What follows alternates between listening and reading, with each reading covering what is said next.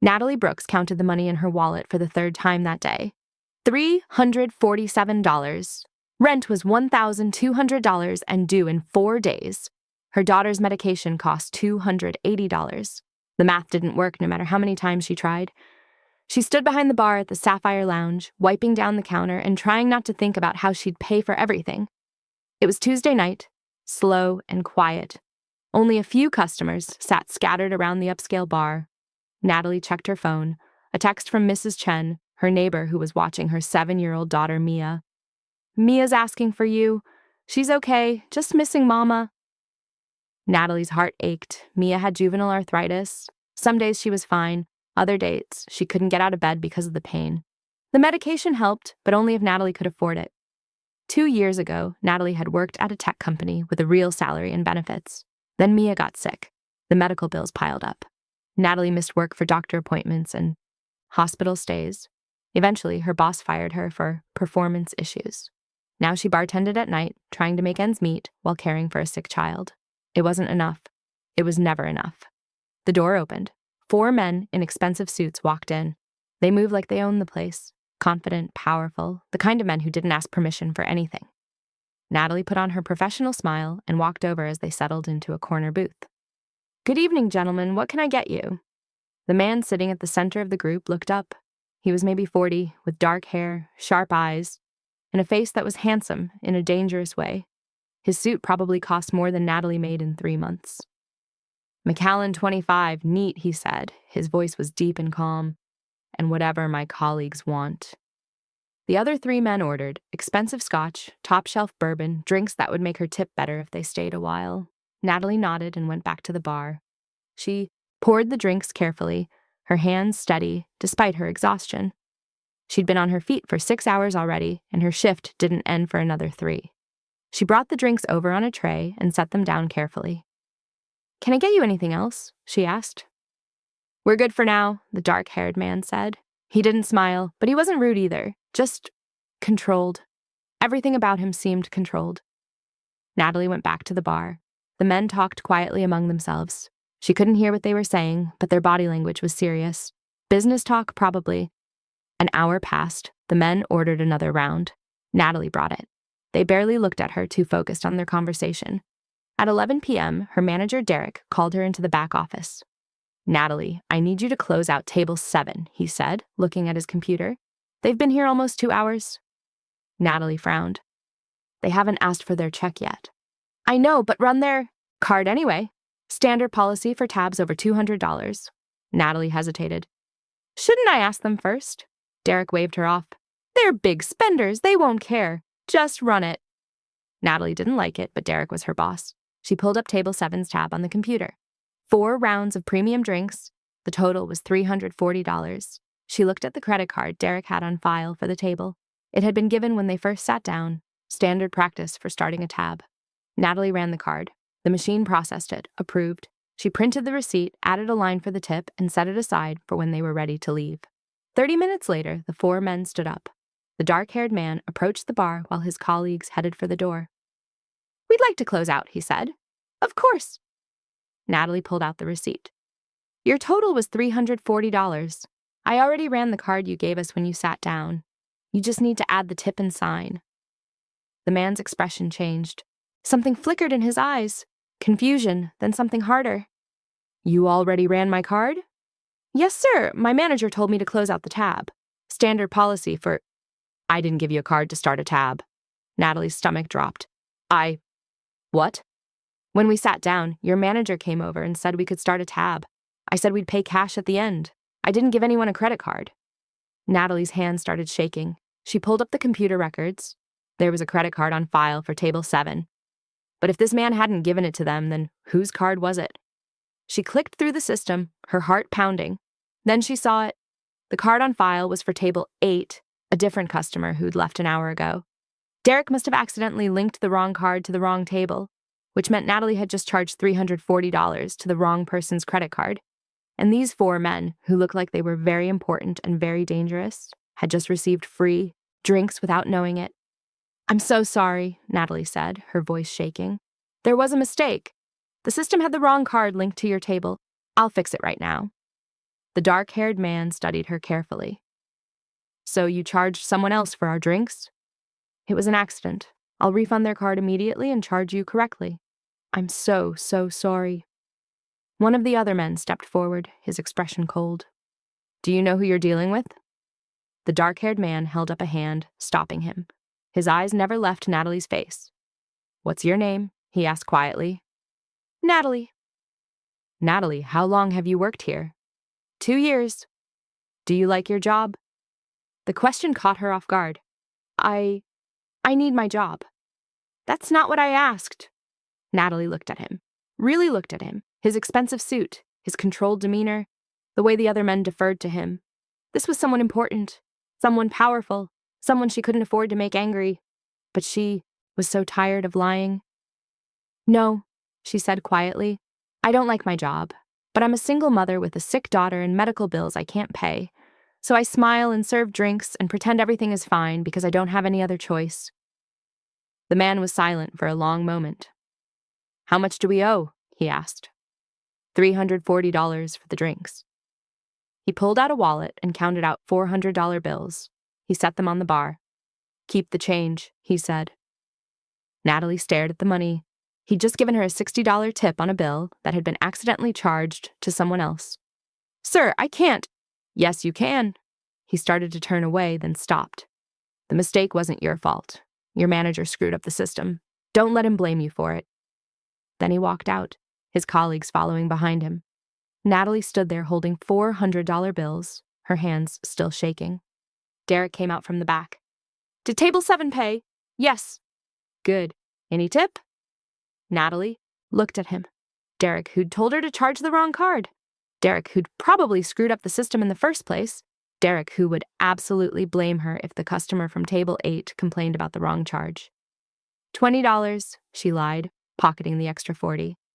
Derek nodded and went back to his office. Natalie immediately refunded the wrong customer's card and processed the correct payment. Then she finished her shift in a daze. When she got home at 1 a.m., Mrs. Chen was asleep on the couch. Natalie paid her, checked on Mia, and finally collapsed into bed. The next morning, Natalie woke to her phone ringing. An unknown number. Hello? Is this Natalie Brooks? A woman's voice, professional and crisp. Yes. My name is Caroline Martinez. I'm calling on behalf of Mr. Dominic Russo. Do you have a moment to speak? Natalie sat up in bed. Yes. Mr. Russo was at the Sapphire Lounge last night. He'd like to offer you a position at one of his businesses. Natalie's brain wasn't working. I'm sorry, what? Mr. Russo owns several establishments in Chicago. He's opening a new restaurant and lounge in River North next month and needs an experienced bar manager. The salary is $75,000 plus benefits and profit sharing. Are you interested? Natalie couldn't speak. This had to be a joke. Ms. Brooks? Why would he offer me a job? I made a huge mistake last night. Mr. Russo said you were honest, professional, and clearly dealing with difficult circumstances while maintaining your integrity. Those are the qualities he values. Are you interested in the position? Natalie thought about her daughter, about the medical bills, about working until 1 a.m. for tips that barely covered rent. Yes, she said. I'm very interested. Excellent. Can you come to his office this afternoon at 2 p.m.? I'll text you the address. After she hung up, Natalie sat on her bed, staring at her phone. Dominic Russo. She'd heard that name before, whispered in corners of the Sapphire Lounge. A businessman. A very successful, very powerful businessman who owned half the restaurants in Chicago. Some people said he was connected to the Italian Mafia. Others said that was just rumors from jealous competitors. Natalie didn't care. He was offering her $75,000 a year in benefits. He was offering her a way to pay for Mia's medication without choosing between rent and food. At 2 p.m., Natalie walked into a sleek office building in downtown Chicago. The receptionist directed her to the 10th floor. Caroline Martinez met her at the elevator, a professional woman in her 40s with kind eyes. Natalie, thank you for coming. Mr. Russo is finishing a call. He'll be with you shortly. She led Natalie to a waiting area with comfortable chairs and offered her coffee. Natalie was too nervous to drink it. 10 minutes later, Caroline opened a door. Mr. Russo will see you now. Natalie walked into an office that was elegant but not ostentatious. Floor-to-ceiling windows overlooked the Chicago River. The furniture was expensive but tasteful. And behind the desk sat the dark-haired man from the Sapphire Lounge. Dominic Russo stood when she entered. "Natalie, thank you for coming." "Mr. Russo, thank you for the opportunity. I'm still not sure why you're offering it." He gestured to a chair. "Please, sit." Natalie sat. Dominic settled back into his chair and studied her with those sharp, dark eyes. "Last night, you made an honest mistake," he said. "But instead of making excuses or blaming someone else, you took responsibility and apologized. Then, when I asked if you liked your job, you told me the truth, even though it could have cost you. Do you know how rare that is?"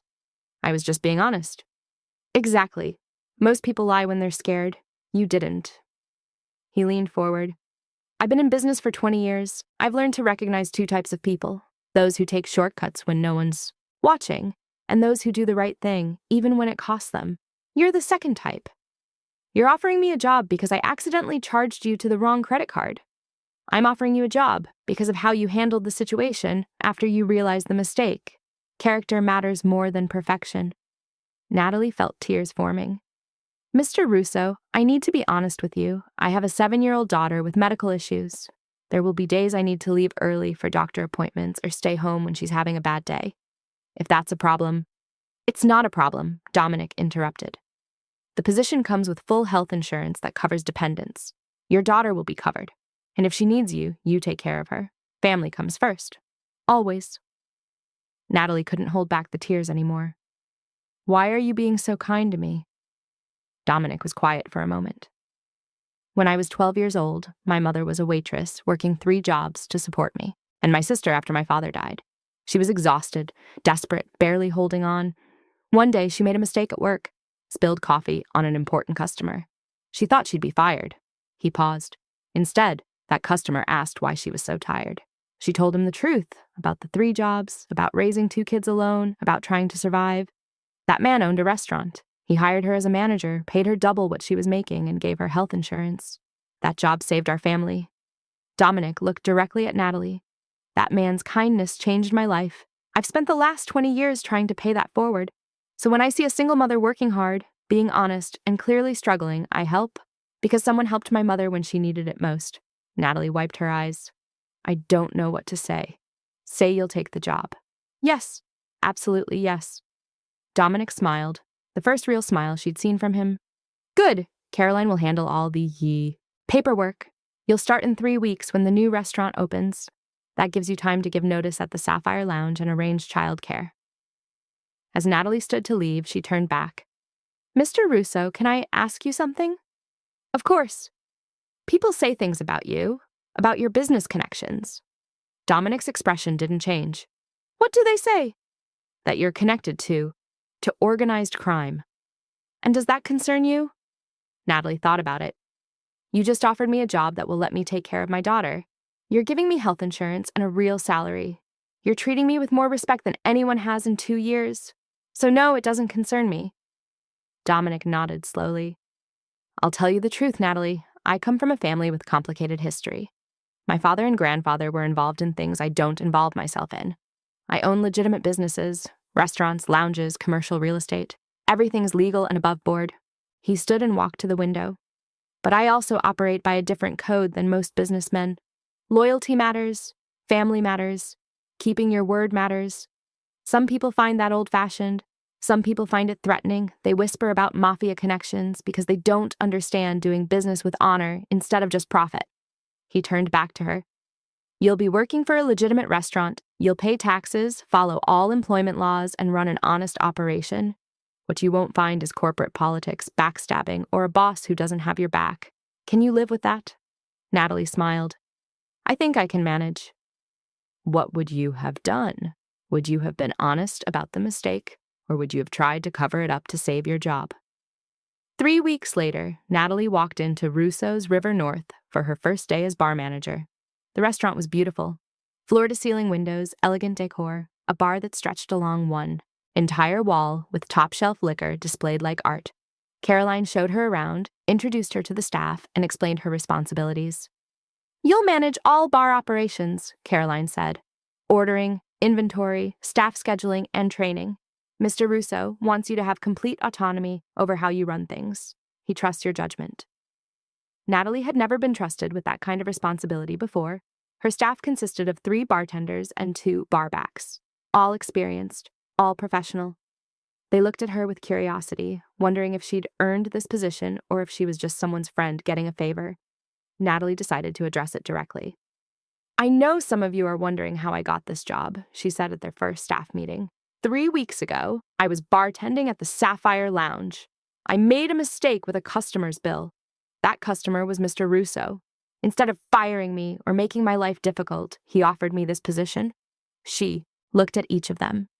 "I'm not going to pretend I have all the answers. I'm not going to pretend I'm better than you, but I am going to work harder than anyone here, and I'm going to make sure this bar runs smoothly and professionally.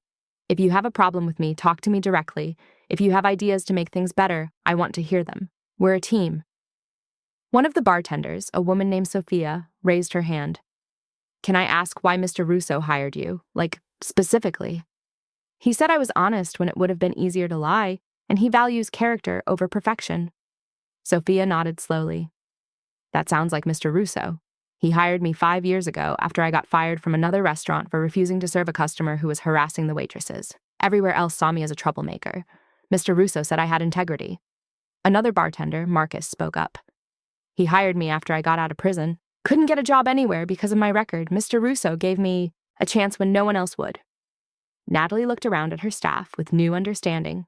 Dominic Russo didn't just hire people who needed jobs. He hired people who'd made the hard choice to do the right thing, even when it cost them. The restaurant opened to the public that Friday night. It was chaos. Reservations overbooked, kitchen running behind, customers impatient. But the bar ran smoothly. Natalie had prepared for everything. Her staff was efficient, professional, and calm under pressure. Dominic stopped by around 9 p.m. He observed the bar for a few minutes, then approached Natalie. "How's your first night?" "Busy but good, we're keeping up." He nodded, watching her staff work. "You're a natural leader. Your team respects you." "I'm just trying not to mess this up." "You won't. I'm a good judge of character." He started to walk away, then stopped. "How's your daughter?" Natalie's throat tightened. "She's good. The new health insurance kicked in last week. We got her medication refilled without me having to choose between that and rent. That's the first time that's happened in 2 years." "Good. Family first, remember? If she needs you, you go. No questions." "Thank you, Mr. Russo." "Call me Dominic. We're not formal here." The months that followed were transformative. Natalie's salary meant she could afford a better apartment in a safer neighborhood. Mia's medication was covered. She could buy groceries without calculating every dollar. But more than that, Natalie felt valued for the first time in years. Dominic ran his businesses with the same code he lived by: loyalty, respect, and taking care of people who worked hard. When Marcus's mother got sick, Dominic gave him 2 weeks paid leave to care for her. When Sophia wanted to go back to school for sommelier certification, Dominic paid for her courses. When the dishwasher's apartment flooded, Dominic found him a new place and covered the deposit. "Why do you do this?" Natalie asked him one evening after the restaurant closed. They were sitting at the bar, reviewing the week's numbers. "Do what?" "Take care of everyone like this. Most business owners don't operate this way." Dominic poured himself a scotch. "Most business owners see employees as expenses on a spreadsheet. I see them as family. You take care of family. But it must cost you a fortune." "In the short term, yes. But you know what I get in return?" He gestured around the empty restaurant. "Loyalty. No one who works for me leaves for another job. No one steals from me. No one cuts corners. They work hard because they know I have their back." He took a sip of his drink. "That's worth more than any profit margin. Besides, I remember what it was like to have nothing. I remember watching my mother cry because she couldn't afford my sister's medicine. I swore that when I had money, I'd never let anyone who worked for me feel that helpless." Natalie understood. She'd been that, helpless just months ago. 6 months after she started at Russo's River North, Natalie was promoted to operations manager for all 3 of Dominic's restaurants. Her salary increased to $95,000. She had a team of 15 people reporting to her. Mia was thriving. Her arthritis was well managed with medication they could now afford. She'd joined a dance class and made friends at her new school.